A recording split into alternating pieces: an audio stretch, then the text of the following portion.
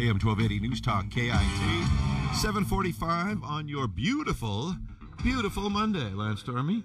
You're back, and it's heating up, and it's a pretty Monday, and I don't know if the two are connected, but I take the credit if you can. I'm going for it. I'm going to do that. It's 63 degrees, and we're in the 97, 99 degree territory all week, so a hot week. And thanks for joining us this morning as we begin our second week of candidate interviews. And in the house this morning, we have former Sunnyside City Councilwoman Bengie Aguilar sitting in the hot seat this morning. She's a Democrat running against State Senator Jim Honeyford. And good morning. Welcome to our program this morning. Good morning. Thank you so much for having me. Yeah. Well, tell us a little about yourself. Who is Bengie Aguilar? Well, I've been in Sunnyside, I think raised in Sunnyside basically most of my life. But I was born in Arizona, and I grew up as a migrant kid working in the fields with my family. When I got married and had we have 4 kids. They're all college students now. Thank goodness they all went off to college. Congratulations. Yeah, got them all out of the house. Very nice. Right, so that was good. But here's the thing: what they don't know about empty nests. When they go to college, it's an empty nest, but it's empty because they took all your money with them when they went. That's a good point. Yeah. And they do come back. But so anyhow, when the kids started going to school, I started getting involved in the community. I've always had a big heart for service, and so I just kept getting more and more involved, and ended up eventually running for city council and serving my community in that capacity. How long were you on the city council? For 4 years. 4 years. 4 years. It was not an easy thing for me. I was there with 7 men. I was the first Latina ever to be on city council in Sunnyside, and we had a pretty big community back then. It was probably like maybe 76% Latino at the time that I ran. And so I was trying to represent, and bring forward information that I thought was helpful, and got a lot of pushback at that time. Toughened you up, though, probably a little bit. It did. Might have disillusioned you a little bit, but it does build character, as they say, right? It did. It taught me how. It taught me that there's a lot of people in this country and in our communities that don't have a voice. That's one thing for sure that it taught me.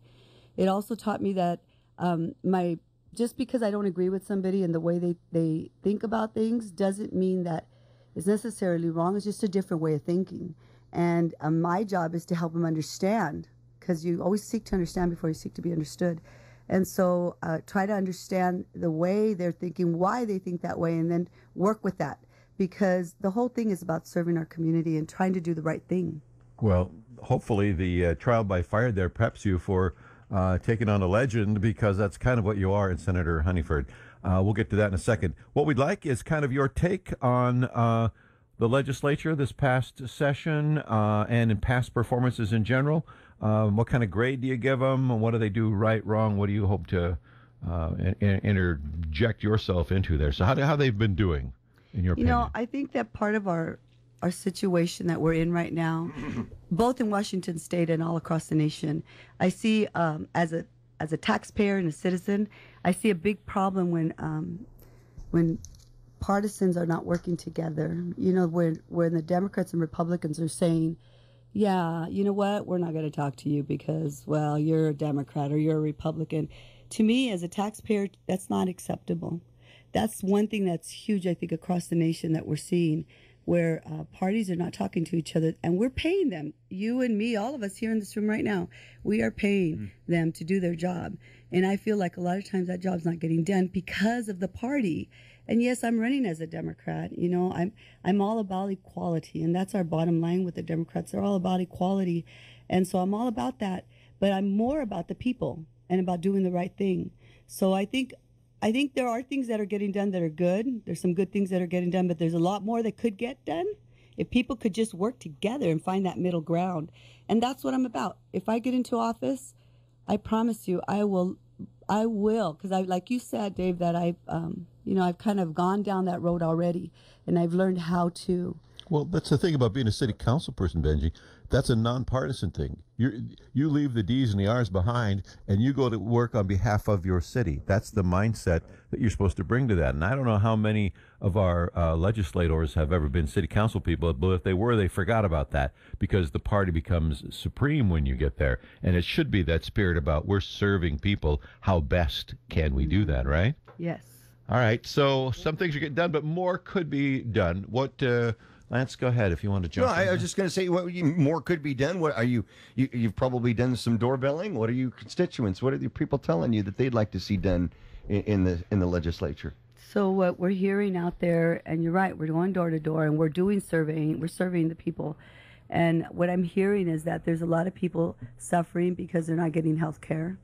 I had a conversation with a veteran the other day that told me that he was he had a heart attack, and they have to go to specific hospitals and certain places in order to get services. They can't just go to a doctor here, and which to me doesn't even make sense to me. These are the folks that fought for our freedom, and they can't even go to just like down the hospital because, oh, well, then maybe it's not going to get paid.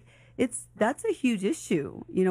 There's so many things that are broken. As I go out there, the other thing that I'm hearing, of course, is I had some young people. I gave them a card at the Safeway the other day, this young girl, and she says to me, "Oh, Mrs. Aguilar, I'm so glad that you're worried about climate solutions because our world is really warming up. And this thing is really happening, but it seems like the nation's not addressing it the way they should." And I said, that's right. We need to change that mindset. And I know the governor's agenda has a lot to do with that. And I'm excited about the future there, that we can be of assistance to help them. Even if I don't get into office, I want to help in that situation because I have 2 granddaughters and I want them to have a clean environment to grow up in. So the carbon tax is one of the things that is most often associated with the governor. Now that's going to work its way through the initiative process.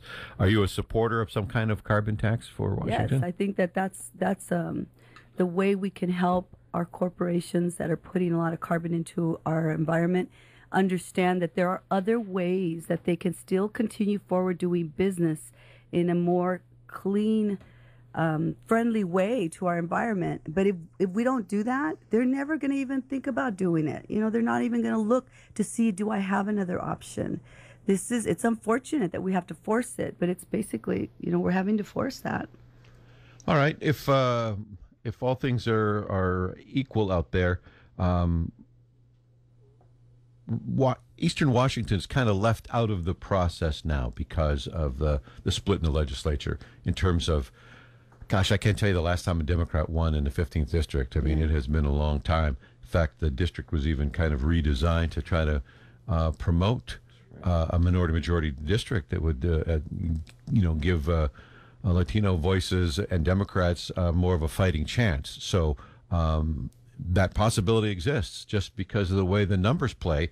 If you pitch a good message and people like what they're hearing, it becomes a possibility for you. Really, the numbers would allow it. But it's always tough to go against, in this case, a 20-year incumbent. But we always have stories about how they get knocked off every now and then, right? So go for it. But we do lose some seniority. He's got capital budget stuff. What committees would you want to serve on if you were elected and could get hands-on some stuff for the state and for Eastern Washington? Are there certain areas that you'd want to work on in addition to climate-type things? Absolutely. I would want to work on the water item that he's got on the table right now. I would want to continue that forward and make sure that it comes to fruition. We need the water. We have to have it. We're ag. We're all about ag. It's like I ran into Jim the other day and I was talking to him and I said, Jim, I grew up as a farm worker. I know a lot of the folks that because my dad used to be a contractor. He would get all of these folks together for the ranchers, and he would help come in and say, hey, we're going to harvest your crop for you. And so our family, I come from a family of 12. So our family and a bunch of other families would come in and harvest the crops. And so my that's dad almost a crew in and of itself, your own family. Wow. Right. Yeah, really. And so I know about how important that is, and plus I work for the migrant program, Dave, Right, and that's right. I see what's happening. Like last year, we had a lot of farmers. Well, I can't tell you what the numbers were, but I know I heard them talking about in the office that they were losing their crops because they didn't have enough workforce. And so that was one of the problems that we were having is there's a lack of workforce. This year, it seems like it's better, probably because they're more organized with the guest worker program. Maybe. So that's getting a little bit better there. But But yeah, there's a couple of things there that I think we need to work on, and making sure that we fix to assure that our ranchers and our farmers are being successful, and that we get back to it. You know, back in the day when I was a kid, man, there was asparagus everywhere. Now, do you see there's hardly any asparagus fields anymore?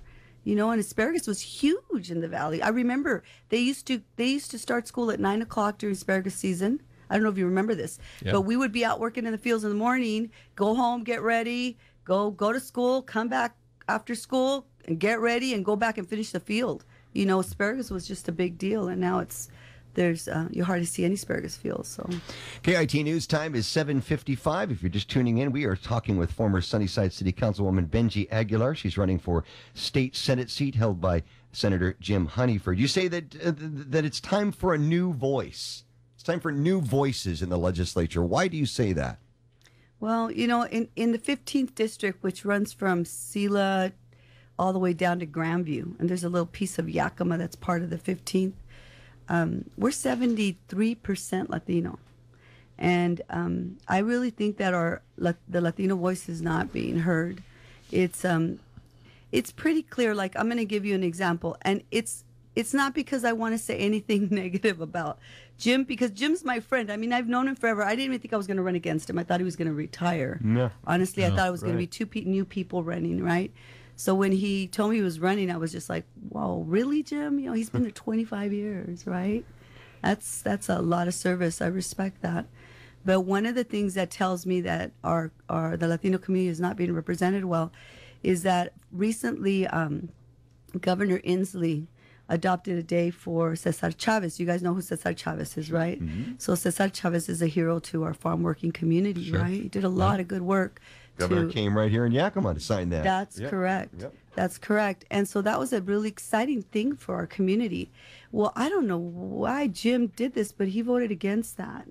And I haven't asked him that question. Maybe he's got a good reason. I don't know. But that tells me he doesn't understand the community he's representing when it's 73% Latino, and a lot of those folks are farm workers or come from farm working like myself.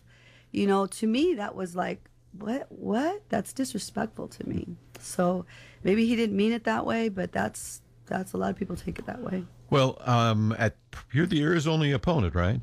Mm-hmm. So this interview for us is our opportunity to allow you to introduce yourself to the folks who may not know you.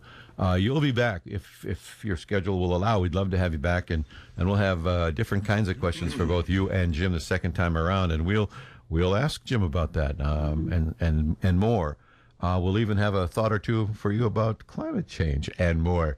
But all of that is for down the road. This is who I am. This is how I sit. This is what you see is what you get, and why I want to go to work for you, people of the 15th. So what we do for all of our candidates is we kind of joke and say, hey, you're now trapped on an elevator with Dave and Lance. You're going all the way to the 15th floor. So you've got about a good minute and a half to tell us why we should vote for you. Here's your opportunity. What would you say? Thank you. You know, our theme is for the good of our community, for the common good of our community. That's our theme for our campaign. And the whole thought behind it, too, is that we're looking for middle ground sometimes, because we're not going to always agree with our neighbor. So if I get elected and I end up in Olympia, I'm going to be there to serve my community. I have a huge heart for service, and people who know me know that. I was in Sunnyside. Before I was city council, I was also religious ed director for St. Joseph's Church for 7 years. I was there as a volunteer. I worked as a parapro in Sunnyside School District, and then on my extra little time, I would be at the church helping out, right? And so, because I know that how important it is to educate our kids on that other side. And so I've always worked with the light. You know, I tell people, I'm all about the light. I'm a faith-filled woman, and I always go in that route. And we say in Spanish, we say Dios adelante, which means God in front. And so I feel called to it, Dave. I totally feel called to serve in this capacity. And so if that's what God wants us to do, if he wants me there, then I'm going to be there, you know. And God bless Jim, because he's put in a lot of years of service, you know. And like I said, I know his wife, I know him, you know, they're good people. And just because sometimes he does things that maybe, you know, I don't agree with, maybe he's got good reason for it, I don't know. But some things that he does that are totally saying to me that part of our community is not being represented. And I want to represent the whole community, not just the Latino community. I want to represent everybody. And I can do it. I really believe I can do it with it. Because como te digo, like I said, God in front, you know. Well, pretty tough to debate when you got the man on your side. Bengie, I appreciate this opportunity to get to know you a little bit better. Really glad you had the time to talk to our listeners about your campaign. We will be scheduling later on this summer a chance to visit again. And best of good luck to you. Thank you. We really appreciate getting a chance to meet you. And thank you so much for having me.